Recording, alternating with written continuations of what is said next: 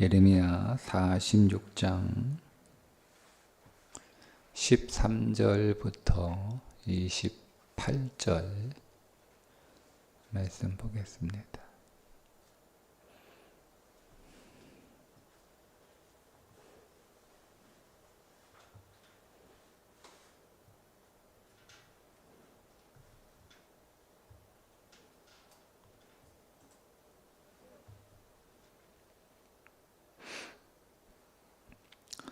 함께 읽습니다.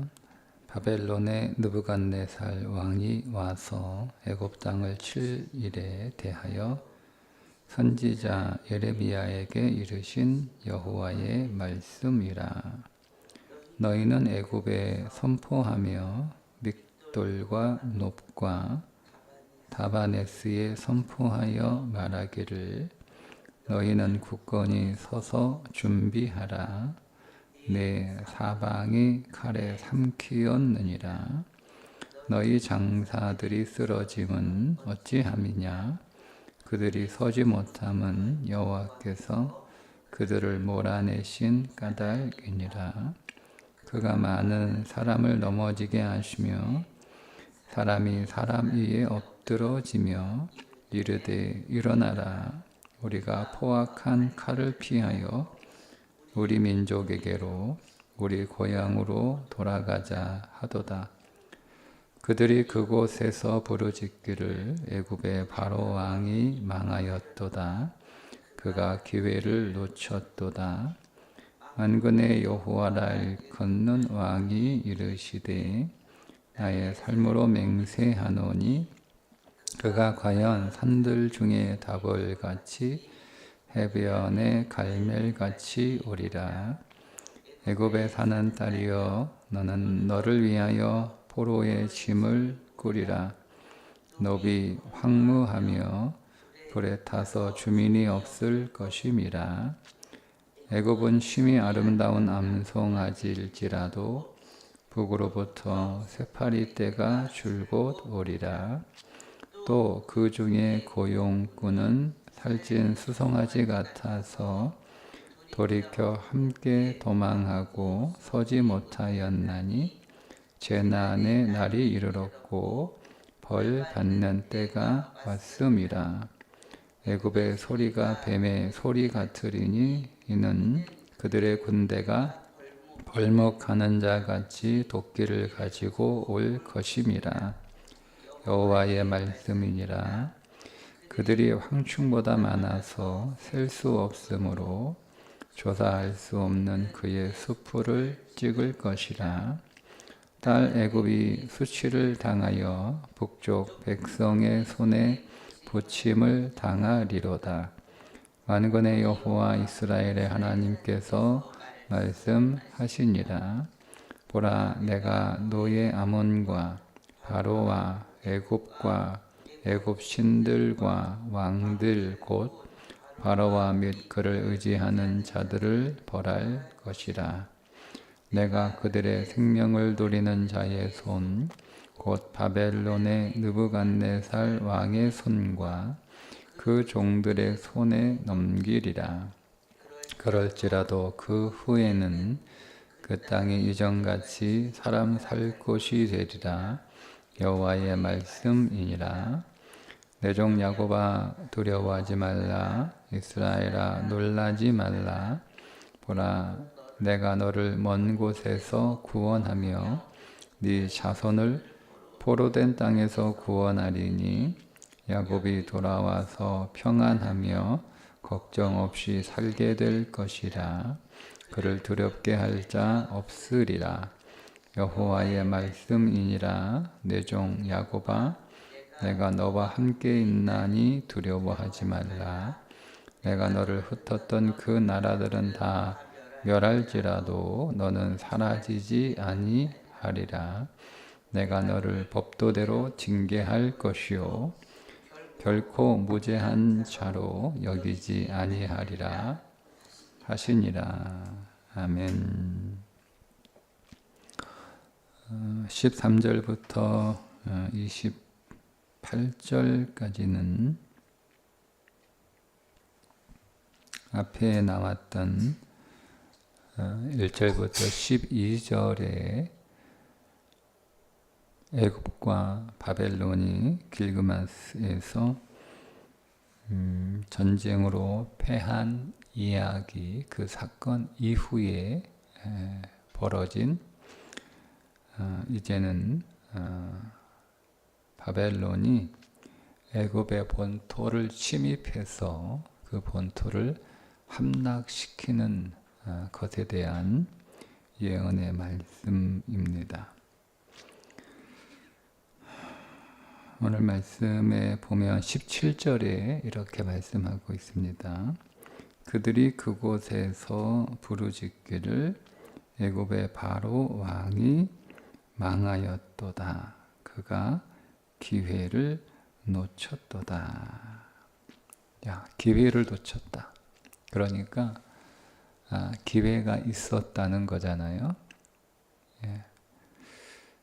그때가 언제였는지는 정확하게 말씀하고 있지 않지만 우리가 앞에 남아있는 11절부터 12절까지의 말씀으로 이어지는 그 맥락에서 보면 갈그미스 전투에서 패배한 애굽이 반성을 해야 되는데 그래서 이 바벨론에 대항하는 적대적인 행위를 그만뒀어야 되는데 패했음에도 불구하고 반성하기는커녕 계속 이 바벨론과의 전쟁, 바벨론에 대항하는 일들을 계속했기 때문에 결국 바벨론이 애굽의 본토로 침입하게 되고 그 애굽 전체를 장악해서 애굽을 멸망시키는 일이 일어나게 되었다. 이런 의미입니다. 자, 그러면 왜 애굽이 갈그미스 전투에서 그렇게 자신감이 있었던 갈그미스 전투에서 패배하고 난 뒤에도 반성하지 않고 계속 바벨론에 대항하는 삶을 살았을까? 거기에 대해서 그 이유가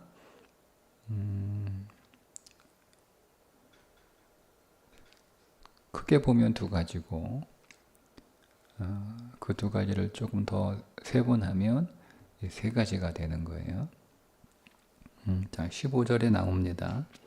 너희 장사들이 쓰러짐은 어찌함이냐?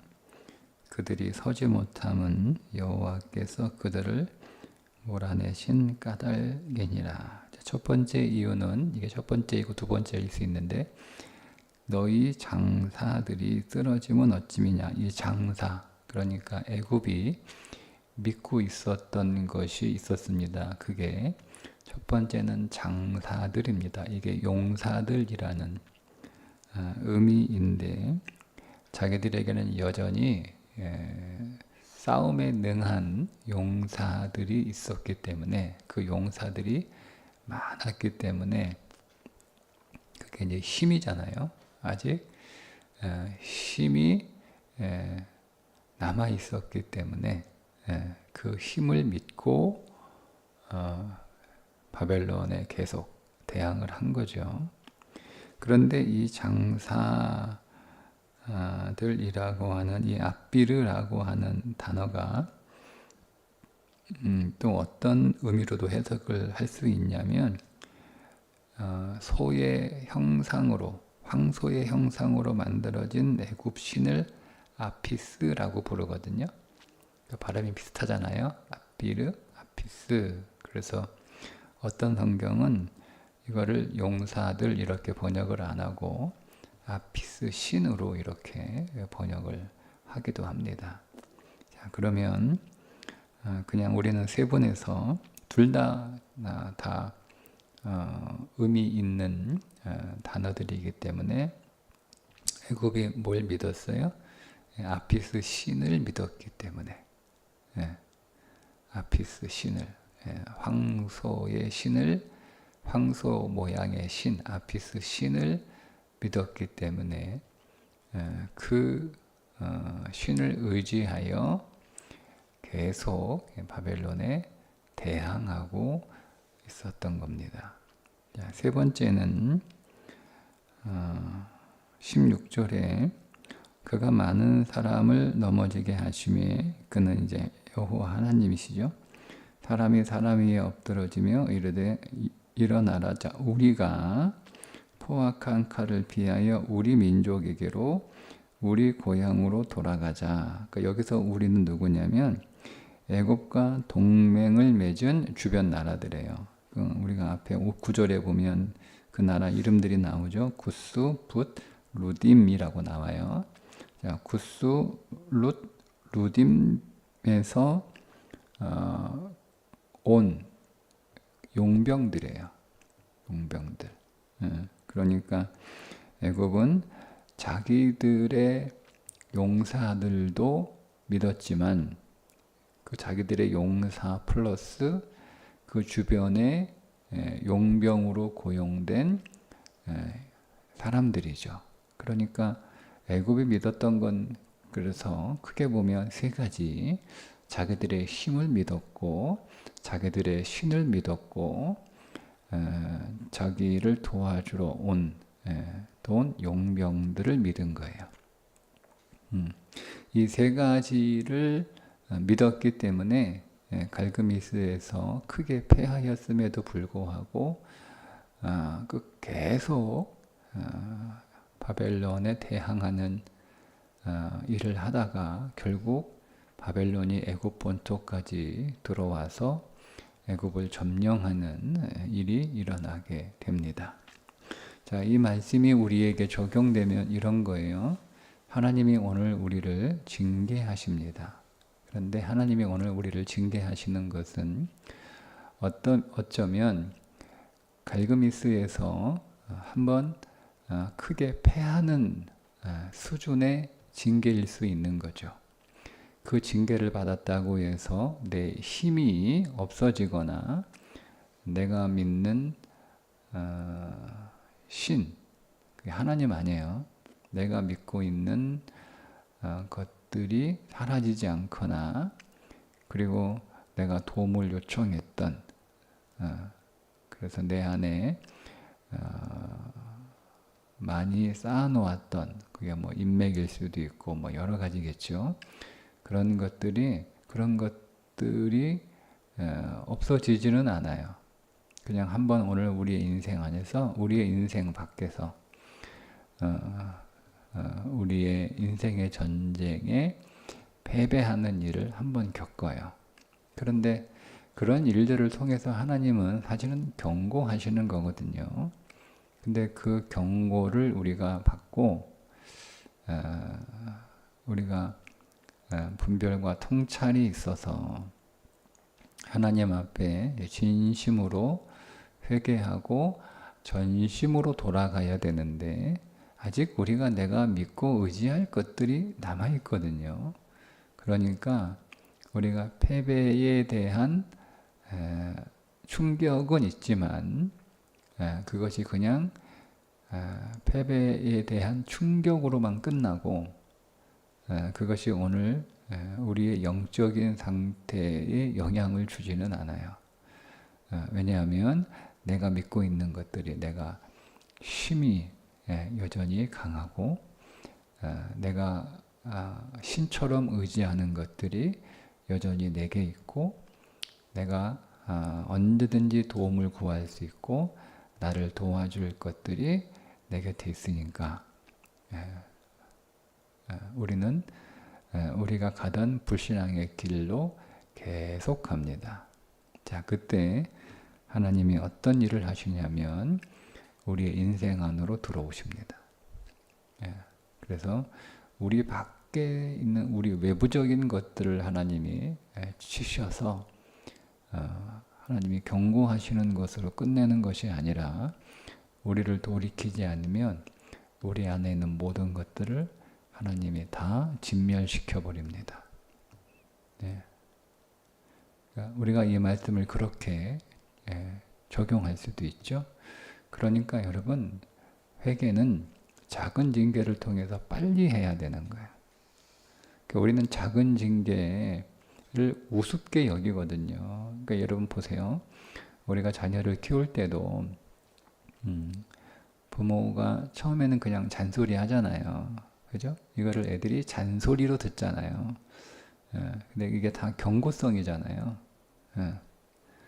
그러니까 부모가 자녀를 잘못하고 있을 때 그들을 돌이키기 위한 체벌의 강도가 처음부터 강하진 않잖아요.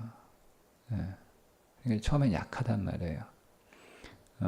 뭐 가정만이 아니라 뭐 학교도 그렇고 이 사회도 그렇고 국가도 그래요. 처음에는 우리가 뭘 잘못했으면 처음이니까 뭐 집행유예 뭐 이런 식으로 이렇게 약하게 처벌을 하잖아요. 그러면 그렇게 어떤 처벌을 받게 되면 그 처벌의 수위가 강하든 약하든 상관없이 아, 이것이 잘못되었구나 라고 인식을 해야 되는데 견딜만 하네, 버틸만 하네, 받을만 하네 이러는 거예요. 그러니까 내가 불신앙의 길을 갔을 때 내가 얻어지는 내 욕망보다 그로 인하여 내가 받게 되는 어떤 징계가 더 작다고 여겨지는 거예요. 그러니까 하나님은 그 문제를 사소하게 중요하지 않게 다루시는 게 아니에요. 그러니까 우리는 벌이 작으면 내 문제도 작다고 생각하는 거예요. 네? 네. 우리 애들이 그런 거고 우리가 그런 거하고 똑같잖아요. 우리가 잘못한 것의 징계가 약하면 내가 잘못한 것이 작다고 생각하는 그런 착각을 애굽이 했단 겁니다. 우리도 그렇게 한다는 거예요. 그렇게 했다가 결국 우리 안에 벌어지는 일들이 뭐냐면 내가 잘못한 죄가 결코 작지 않다는 것을 깨닫게 되는 사건이 벌어져요. 그러니까 그 전에 하나님이 경고하실 때, 그러니까 우리의 죄가 약해서 제가 작아서 하나님이 약하게 경고하시는 게 아니에요. 하나님 앞에서 여러분 죄는 경중이 없어요. 경중이 없어요. 이게 우리는 자꾸 죄를 큰 죄, 작은 죄 이렇게 구분을 하거든요. 그러니까 우리가 살아가는 이 사회에서는 죄의 경중이 있죠. 그 죄에 따라 처벌이 가벼워지기도 하고 무거워지기도 하잖아요. 예? 그런데 하나님께 있어서 모든 죄는 동일해요. 다 사망으로 가는 죄예요. 뭐 어떤 죄는 작으니까 그냥 몇 대 때리는 것으로 하나님이 끝내시는 게 아니에요. 모든 죄는 결국 다 사망으로 가야 돼요. 그게 우리가 하나님 앞에서 짓는 모든 범죄에 대한 하나님의 형별 규정이에요. 하나님에게는 이런 죄를 지었으면 뭐 집행유예, 뭐 이런 죄를 지었으면 뭐 징역 1년, 뭐 징역 5년 이런 게 없어요. 죄 지으면 뭐 정확히 딱 하나밖에 없잖아요. 죄의 삭은 사망이라 하나밖에 없어요. 하나밖에 없어요. 그래서 하나님이 그 하나밖에 없는 형벌을 집행을 그냥 바로 하지 않으실 뿐이에요. 그냥 경고하시는 거죠. 야, 너 그러다가 죽어. 그렇게 경고하시는 거예요. 네 죄가 그렇게 큰 줄 네가 깨달아야 되는데 네가 잘 모르니까 내가 그냥 경고로 이번엔 경고한다. 아니면 말로 해서 네가 계속 정신 못 차리고 깨닫지 못하니까 내가 한 대 때린다. 그게 갈그미스였어요. 그럼 거기서 애굽은 깨달아야 되는데 말씀드린 것처럼 약하게 패하니까 자기들이 아무런 문제가 없다. 그들의 문제가 별로 크지 않다. 이렇게 생각을 한 거예요. 계속 바벨론, 여기 보면 에레미야에서 나오는 바벨론은 민족 바벨론이 아니고 하나님의 대리인이에요. 에레미야에서 바벨론은 하나님의 대리인으로 등장하는 거예요. 그러니까 성경에서 바벨론이 이사야에서 나오고 예레미야에서 나오고 뭐 그 다음에 그 이후에 뭐 느헤미야, 뭐 에스라, 이렇게 에스더 이렇게 계속 나오잖아요. 바벨론이 페르시아로도 바뀌기도 하고. 그러니까 성경에서 나오는 바벨론, 페르시아는 각 성경에서 나올 때 그 의미가 다 달라요. 그러니까 예레미야에서 바벨론은 하나님을 대리하는 존재예요. 민족 바벨론이야. 그래서 하나님이 바벨론을 사용하시잖아요. 바벨론을 사용하셔서 하나님께서 아수르를 심판하시고, 바벨론을 사용하셔서 남유다를 심판하시고, 바벨론을 사용하셔서 애굽을 심판하시고, 하나님이 바벨론을 사용하시는 거예요. 그러니까 그때 그 바벨론은 민족 바벨론이 아니고 하나님이 사용하는 하나님의 사자와 같은 존재로 등장하는 거예요. 그러니까 애굽이 계속 바벨론에 대항하는 것은 하나님께 계속 대항하는 것이고, 그 하나님께 계속 대항하는 그 애굽은 사실은 우리죠. 계속 말씀에 대항하는 거예요. 우리는 하나님에게 대항한다라고 생각은 하지 않아요. 그런데 하나님의 말씀에는 대항을 하죠. 그러니까 하나님의 말씀에 대항하는 것을 하나님께 대항한다라고 생각하지 않아요. 여러분, 국가가 정한 법을 지키지 않고 그 법을 어기는 것은 그 법 조문에 대항하는 게 아니고 그 법을 만들고 집행하는 국가에 대항하는 거잖아요. 그래서 국가가 처벌을 하는 거잖아요. 똑같아요. 우리가 하나님의 말씀에 순종하지 않는 건 하나님께 대항하는 거예요. 그런데 우리는 그렇게 생각하지 않죠. 그냥 말씀은 그냥 종이 위에 써진 글에 불과한 것으로만 생각하는 거예요. 예. 예. 그런데 그건 하나님이 주신 말씀이고, 그 말씀은 곧 하나님이에요. 말씀이 육신이 되어 우리 가운데 거하심에, 정확하게 말씀은 하나님, 예수님이 내가 말씀이다 라고 분명하게 말씀을 하셨어요. 그죠? 그러니까 우리가 하나님이신 말씀에 순종하지 않고 그 말씀을 거역하는 것은 하나님께 대항하는 거란 말이에요. 그 하나님께 대항했기 때문에 우리 인생 안에 갈게미스 전투 같은 패배가 있어요. 그런데 내가 그 패배를 감당할 수 있고, 그게 내 인생에 큰 타격을 주지 않고 내가 또 회복할 만한 나의 자산들이 있다. 그 자산이 뭐예요? 자기 힘이고 자기가 믿는 거고, 자기의 어떤 여러 가지 인맥들, 사람과의 관계일 수도 있고 자기 어떤 경력일 수도 있고 뭐 이런 모든 것들, 그런 것을 믿고 우리는 계속 불순종의 길로 가잖아요. 결국 어떻게 돼요? 이렇게 되는 거예요. 그래서 바벨론 느부갓네살이 애굽을 본토를 여러 번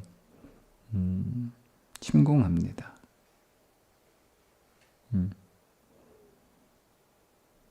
580년에 한 번, 570년에 한 번, 그리고 567년에 결국 애굽은 망합니다. 결국 애굽은 계속되는 경고에도 불구하고 그 기회를 잡아야 되는데 그 기회를 놓쳐서 나라가 망하게 되는 거죠. 자, 보세요. 그러면 우리가 이 애굽의 사건을 우리의 삶 속에 적용하면 하나님의 징계를 통해서 우리 인생 안에 어떤 패배를 경험하게 되면 그거를 여러분 패배라고 보시지 마시고 기회라고 보셔야 돼요. 어떤 기회? 하나님께로 돌아가는 기회. 믿음으로 돌아가는 기회. 내 삶이 온전하게 회복될 수 있는 기회로 봐야 되는 거예요. 근데 그거를 그냥 우리는 하나의 사건으로 보는 거예요. 하나의 사건으로. 내가 이런 문제가 있었어. 이런 어려움이 있었어. 이런 실패가 있었어. 이런 아픔이 있었어. 이런 고통이 있었어. 그러니까 고통스러운 사건, 패배하는 사건, 그렇게만 보는 거예요. 근데 그 사건은 하나의 사건이 아니라 그러니까 하나의 이벤트가 아니야. 내 인생 안에 벌어진 안 좋은, 기분 나쁜, 힘든, 고통스러운 이벤트가 아니에요. 그건 기회예요. 기회. 더 믿음 안으로 들어가고 더 하나님께로 나아가고 우리가 더 영적으로 살아날 수 있는 기회. 우리가 더 거룩해질 수 있는 기회. 우리가 더 하나님의 자녀가 될 수 있는 기회. 기회예요. 기회. 근데 그 기회를 놓쳐버리게 되면 더 큰 일이 벌어진다는 거예요. 자, 이것이 애굽만의 문제냐라고 생각할까봐 마지막에 하나님이 딱 쐐기를 박죠? 뭐라고 쐐기를 박아요? 자, 28절입니다. 자, 여호와의 말씀이니라 내 종 야곱아 내가 너와 함께 있나니 두려워하지 마. 자, 위로하시죠. 격려하시죠. 안심시켜 주시죠. 내가 너를 흩었던 그 나라는 다 멸할지라도 너는 사라지지 않아. 약속하시죠. 근데 여러분 마지막에 쐐기를 하나 박습니다. 내가 너를 법도대로 징계할 것이요. 예배는 아니라는 거예요. 다른 나라들도 하나님은 법도대로 징계하십니다. 다시 다른 나라들은 법도대로 심판하십니다. 하나님의 백성은 법도대로 징계하십니다. 그래서 46장 예레미야 전체에 흐르고 있는 건데요. 하나님은 공의롭다라고 하는 것을 하나님은 온 세계의 하나님이시면서 그 하나님은 모두에게 공의롭다 이렇게 말씀을 하세요. 그 공의로운 하나님은 사랑하는 자기 백성들은 징계하시고 자기 백성이 아닌 자들은 심판하시죠. 네. 그러니까 여러분 우리가 맞습니다. 우리는 사라지지 않습니다. 다른 것들은 사라지지만 하나님 백성이 아닌 자들은 사라지지만 우리는 사라지지 않습니다. 그러나 우리가 하나님의 법대로 살지 않으면 우리는 하나님의 징계를 받습니다. 그러니까 평생 하나님의 법대로 살지 않아서 계속 징계만 받는 삶을 살 필요는 없잖아요. 그럴 이유가 뭐가 있어요? 그래 오늘 우리는 하나님이 오늘 우리를 하나님의 법에서 벗어났을 때 하나님이 오늘 우리를 징계하실 때 그 징계가 약한 것은 내 잘못이 작아서가 아니라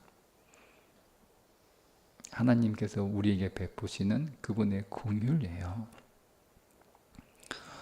제대로 하나님이 법대로 심판하시면 우리는 그냥 끝나야 돼요. 끝나야 돼요.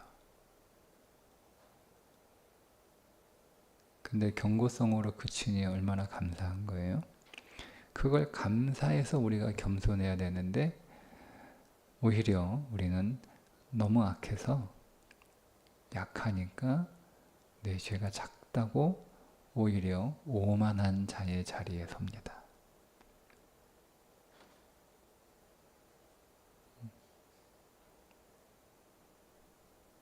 우리 인생에 유익할 게 아무것도 없어요.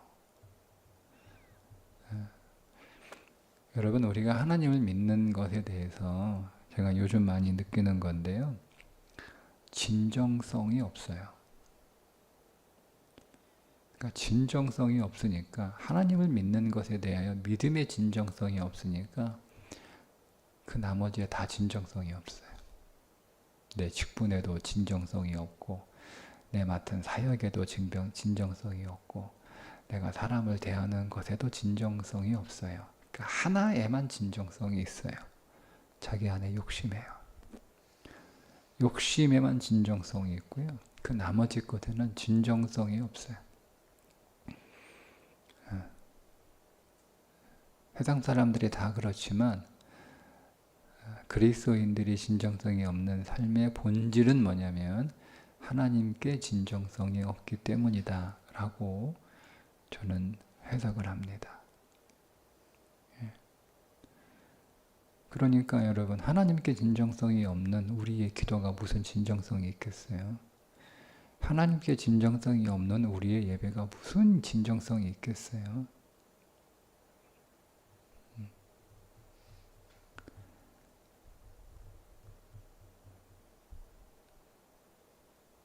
하나님 앞에 진정성이 있는 삶의 태도는, 그러면 그게 뭐가 진정성이냐?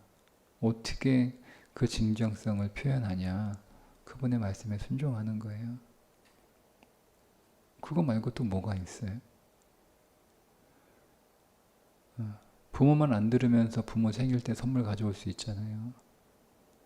부모가 뭐라고 얘기해요? 이런 거 안 가져와도 돼. 말이나 좀 잘 들어라. 이렇게 우리가 말하지 않나요? 그게 진정성이죠. 그죠?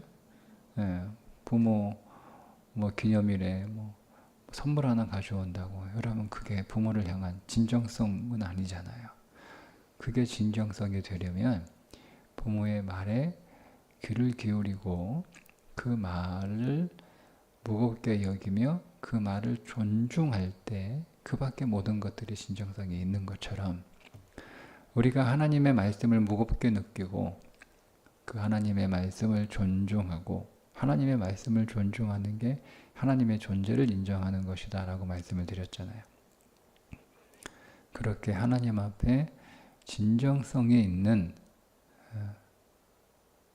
믿음의 태도를 갖고 있을 때 우리의 모든 신앙에 진정성이 있는 거예요. 그렇지 않으면 하나님은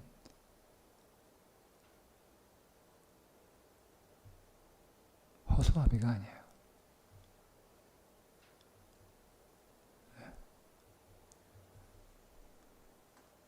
하나님은 반드시 그분이 말씀대로 집행하십니다. 오늘 세기를 박으시는 것처럼 내가 너를 법도대로 징계할 것이요. 결코 무죄한 자로 여기지 아니하리라. 네. 율법이 없어졌다고 우리에게 법이 없다고 여러분 오해하시면 큰 일을 겪습니다. 법이 없지 않아요. 새 법이 주어졌어요. 그 법대로 사세요. 그 법대로 믿으세요. 그 법대로 행하세요. 그 법대로 말하세요. 그게 하나님을 믿는 우리의 믿음의 진정성입니다. 오늘도 하나님 앞에 진실한 진심과 진정성이 있는, 성실함이 있는 하루가 되시기를 주님의 이름으로 축복합니다. 기도하겠습니다. 하나님, 오늘 우리를 징계하실 때 그 징계가 약해 보여도 결코 우리의 죄가 작지 않음을 깨닫고 또 분별하고 통찰하는 지혜를 주옵소서. 하나님께로 돌이키게 하시고 말씀으로 돌아가게 하시고 우리가 하나님을 믿는 그 믿음이 진정성이 있는 믿음 되게 하셔서 우리의 모든 경건과 삶이 하나님 앞에 진실하고 성실한 삶이 되게 해 주옵소서. 예수님의 이름으로 기도합니다. 아멘.